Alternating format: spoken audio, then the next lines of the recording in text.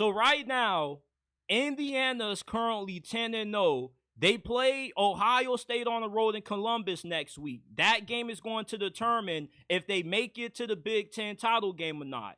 And if they lose that game like how most people expect them to, we're going to have a huge debate on their hands. Are we going to put in a one-loss Indiana team over a two-loss SEC team? Because there are multiple SEC teams right now that are on the verge of finishing 10-2. So if Indiana has one loss, would it be justifiable to put them in the playoffs over a two-loss Georgia if they beat Tennessee, a two-loss Alabama if they win out, a two-loss Ole Miss, a two-loss Texas A&M if they beat Texas? You see, this is going to be a really toxic debate to have because everybody's going to talk about Indiana's strength of schedule. According to the website I like to use for all my statistics, teamrankings.com, Indiana has the 56th rated strength of schedule this year. But all of the potential two-loss SEC teams who they could get into the playoffs over are going to have a stronger strength of schedule. Georgia and Alabama are 1-2 in strength of schedule. Texas A&M is 9th. Texas is 11th. Let's say Texas has two losses and they lose to Texas A&M the final week of the season. Are you still going to put Indiana in the playoffs over them if Texas doesn't win the SEC? What about Tennessee? What if they lose to Georgia but they win out? Are you going to put Indiana in over Tennessee when Tennessee's best win of the season is against Alabama? And Ole Miss, their best win of the season is against Georgia. You see, the problem with putting a one-loss Indiana team in the playoffs is that it doesn't matter how big or how small the margin is that they lose to Ohio State. What matters is the overall schedule that Indiana has played relative to the SEC. Even though the Big Ten is undeniably the second best conference in college football, you can't justify Indiana being 11-1 and equate it to being 10-2 in the SEC and say, yeah, Indiana should be in over this two-loss SEC team because they have the better record. Because being 11-1 in the Big Ten isn't the same as being 10-2 in the SEC. The SEC has just been an absolute dogfight. This conference has been eating each other alive due to the removal of divisions. We could have a situation where we have 6 SEC teams tied for first place, and it comes down to a coin flip of who are going to be the two teams that play in the SEC title game. This has undeniably been the toughest conference in college football from top to bottom in terms of the depth of elite teams or playoff teams that you have in this conference. In the Big Ten, you only have 3 playoff teams: Oregon, Ohio State, and Penn State, if you take out Indiana in that equation. Compared to the SEC that has about 6 teams that you can make an argument right now that deserve to be in the playoffs. And if I was the committee, I don't see how you could put a one-loss Indiana team that doesn't have a ranked win in over any two-loss SEC team, because the argument that we're making is that your record matters more than the strength of your schedule. And I know that you can't always define a team by strength of schedule, but during this selection process, when you have humans who are picking who gets in, who gets left out, everything has to matter. You got to use all the analytics, all the schedule metrics to determine who are the best 12 teams. You already are going to have 5 teams who get auto bids, so therefore you're going to have a small amount of spots available. And at least one team is going to get screwed. And Indiana is going to be that team that's going to cause a divisive debate, because you're making an argument that although they haven't played the schedule as good as what a lot of these two-loss SEC teams have, you're making an argument that the eye test shows that with them winning a lot of their games by 3 possessions or more, because they are 4th in the nation in point differential, that they are a better team because of the eye test. But if you were to give Indiana Georgia's schedule this year, where you have to go on the road to play Alabama, Texas, and Ole Miss, does Indiana still have the same record as what they do right now with the schedule they've played this season? I strongly doubt that. You probably lose all three of those games and probably then some with how tough the SEC has been. With conference realignment taking place, it has pretty much made the SEC the equivalent to what the NFL is. And what really irritates me is how people try to say there is bias with all these SEC teams being ranked so high in the playoffs, and they try to say that the SEC is overrated. The SEC isn't overrated. You have a lot of good teams in this conference. When you have so many good teams, you're bound to have situations like this where you got a team like Indiana that, yes, they do have a better record than those two-loss SEC teams, but the strength of their schedule doesn't equate to the strength of difficulty in the schedules that a Ole Miss, a Alabama, a Tennessee, a Georgia, or a Texas have had to play. If you give any of these two-loss SEC squads Indiana's schedule, not only are they undefeated, but they probably give Ohio State a more competitive game. Not saying Indiana's going to get blown out in that game, because I believe they can keep it close with how well coached they are, but Indiana, from a talent standpoint and from a schedule standpoint, it doesn't make sense to put them in over any two-loss SEC teams. I know that record matters, but you also have to take into account the strength of schedule. For Indiana to get in my opinion, they have no choice but to win out. That's what it's going to come down to. You can call me biased, but I think I'm pretty logical with this. Because anytime a SEC team has played out of the conference, they've dominated. Clemson got dominated by Georgia. Alabama went on the road and slaughtered Wisconsin. It's not really a debate who's the toughest conference in America. Y'all keep trying to make this about bias. Take your emotions out of it. Let's use logic and metrics. The metrics show that all these supposed to be overrated SEC teams, not only are they rated higher and ESPN's FPI and a lot of power ratings and indexes, but they're better teams than the majority of the Big Ten. The SEC, from a talent standpoint, has 6 playoff caliber football teams compared to the Big Ten, who only has 4. Oregon, Ohio State, Penn State, and Indiana. You can't say that I'm being biased, the committee's being biased towards the SEC, when the SEC, in terms of depth, has had more good teams compared to the Big Ten.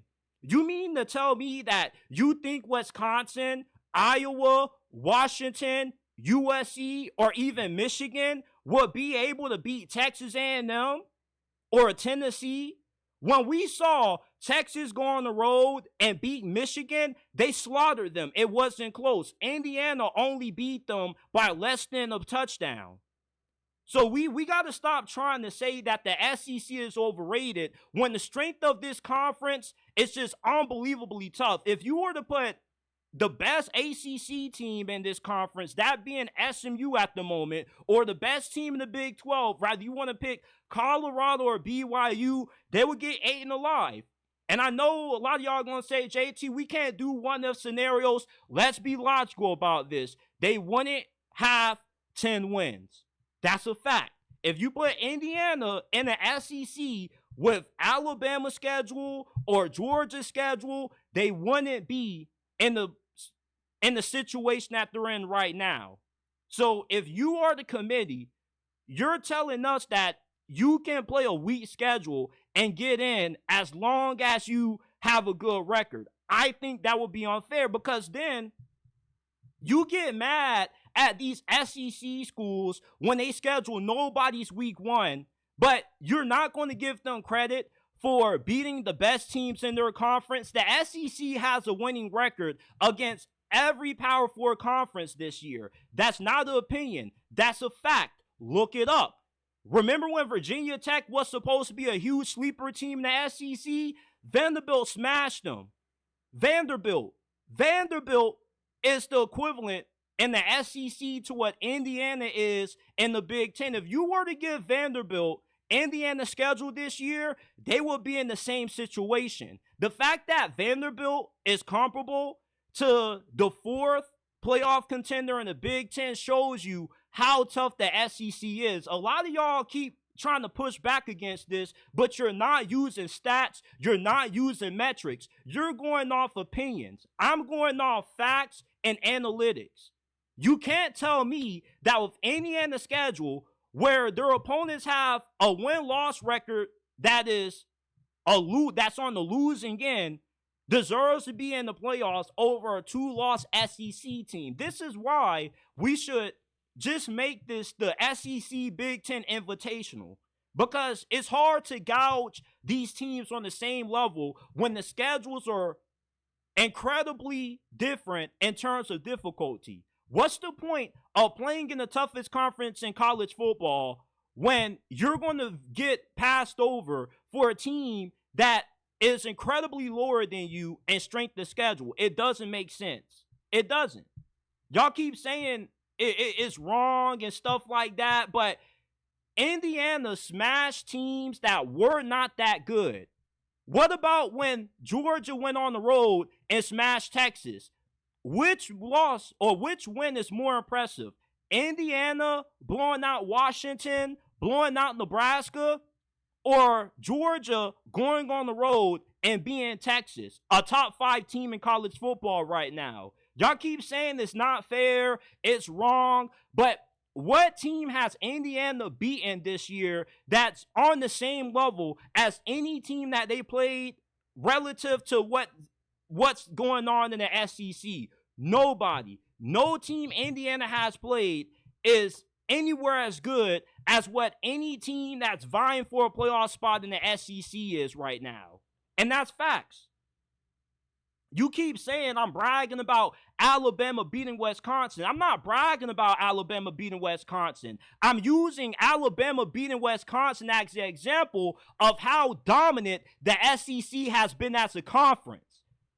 You see, the SEC has been the best conference in college football for well over 2 decades. Y'all just don't want to admit it. You can't judge playoff teams vying for a spot in the dance the same way you're judging a potential 1-loss Indiana team that if they lose to Ohio State, they wouldn't have a single win against any team ranked inside the college football playoff rankings. You mean to tell me that doesn't matter? Why are we rewarding teams that don't have ranked wins, that benefit off playing a weaker schedule relative to what these teams in the SEC are playing? But yet you're going to get mad when these SEC teams like to schedule these FCS opponents, because if you're putting it a 1-loss Indiana team, you're basically saying it doesn't matter how difficult your schedule is, we care about the wins. We know that Alabama could beat all of the teams on Indiana's schedule. We know Georgia could beat all the teams on Indiana's schedule.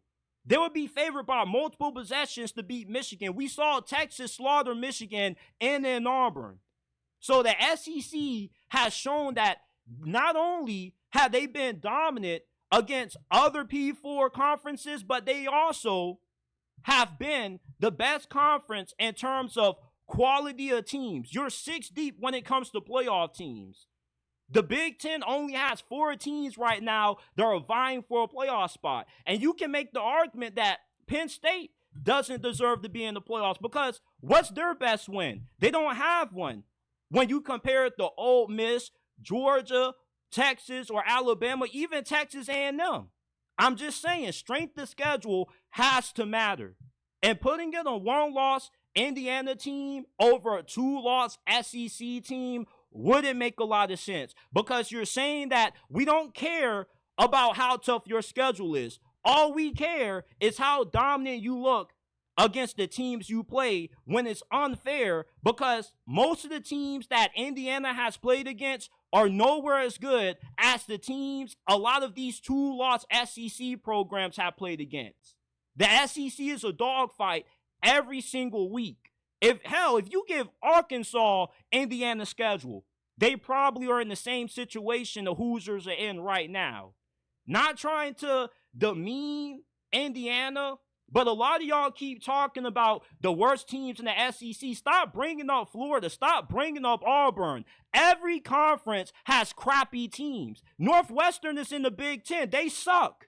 I can name plenty of teams in the Big Ten right now that are just as bad as Auburn, Florida, and the rest of the bottom feeders in the SEC. Every conference has bottom feeders. What we are talking about right now is the majority. The majority of the SEC clears the majority of the Big Ten. You can't tell me that playing in the SEC is the equivalent to the schedule that Indiana has played this year. The facts show otherwise. Georgia's 3 toughest games were on the road against Alabama, on the road against Texas, on the road against Ole Miss. Indiana hasn't played 3 teams nowhere as good as what those teams are. So I'm getting really confused with what these arguments are about. Because what are we talking about now, people? What are we talking about in this comment section? Because it's pretty clear that SEC, the gap between them and the Big Ten, is pretty large. You can't equate what conference you play in to the difficulty that it is playing in the Southeastern Conference. It has to matter. Strength of schedule has to matter. Who you play has to matter. You shouldn't be able to lose to Ohio State and still get in, not playing as difficult as the schedule as what these SEC teams have played. When the SEC and the Big Ten met, and they said that they wanted extra playoff spots guaranteed to them, and a lot of y'all got outraged by it, you weren't really thinking about how tough the SEC is in terms of depth and quality of teams. There are 7 teams that are vying for a playoff spot right now. The SEC has more teams in the playoff rankings than any other conference. If you were to have a Big Ten versus SEC tournament, the SEC would win. The SEC has a winning record against every other team outside of this conference. Yeah, you had a few games when Arkansas lost to Oklahoma State, but overall, the majority of the SEC has been better than the Big Ten, which for the last 4 or 5 years, the Big Ten has only been a 3-team conference. Prior to the Pac-12 teams joining the Big Ten, only 3 teams were relevant: Penn State, Michigan, and Ohio State. Every year in the SEC, there's about 4 or 5 elite teams. And this year, you got 6 teams that are in the playoff conversation. Come on now. I'm not asking Indiana to be every SEC team. What I'm asking is for Indiana to play a schedule on the same level of difficulty as what a lot of these 2-loss SEC teams have played. A lot of these 2-loss SEC teams only have 2 losses because they've had to play against each other. Indiana hasn't played a schedule as remotely as difficult this season compared to any other team in the SEC vying for a playoff spot, and it has to matter. How can you say you're one of the best 12 teams in college football when you haven't beaten a single team in the playoff rankings? Indiana, to get in, they got to beat Ohio State. As good as a story as what it's been for them, having their best season in program history, not everybody deserves to be in the playoffs because of what your record is. You're not always what your record says you are.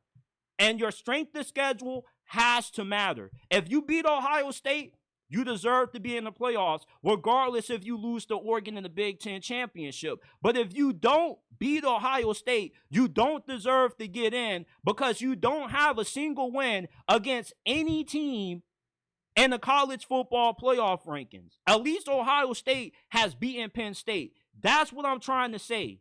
If Indiana beats Ohio State, they deserve to get in. But if you don't beat Ohio State, you don't have a strong case of getting into the playoffs over a 2-loss SEC team where all of these teams vying for a playoff spot in the SEC have played the strength of schedule that's ranked in the top 20 or higher in terms of difficulty.